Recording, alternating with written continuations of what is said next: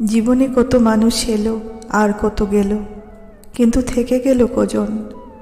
গত বছর যে মানুষটা সুন্দর সুন্দর কথা বলে মন ভরিয়েছিল, এবছরে সে অপরিচিতের খাতায় নাম লিখিয়েছে।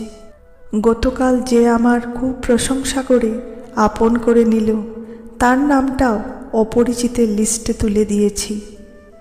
আজ চায়ের দোকানে বসে যাকে বিশ্বাস করে মনের কথাগুলো বলে এলাম, বাড়ি এসে ভাবছিলাম আর একজন বিশ্বাস ভাঙার কারিগর তৈরি করেই এলাম।